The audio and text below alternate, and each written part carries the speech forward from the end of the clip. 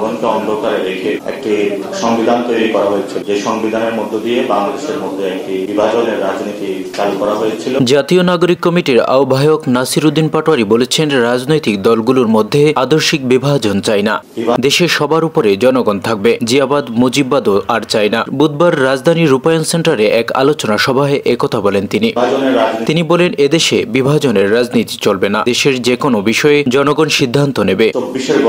লাল কিংবা নেভি কোনো নামে সন্ত্রাসী কার্যক্রম চলবে না। বর্তমানে জিওপলিটিক্যাল অবস্থানের কারণে দিন দিন নতুন সংকট সামনে আসবে, একসাথে সেই সংকট মোকাবেলা করতে হবে। বাংলাদেশের সবগুলো প্রতিষ্ঠানকে ধ্বংস করা হয়েছে। গত 53 বছর যারা ক্ষমতায় ছিলেন তারা জনগণের প্রত্যাশা অনুযায়ী কাজ করতে পারেনি। 24-এর গণ অভ্যুত্থানের মাধ্যমে একটি সুযোগ সৃষ্টি হয়েছে, সবাই মিলে দেশকে সামনের দিকে এগিয়ে নিয়ে যাব।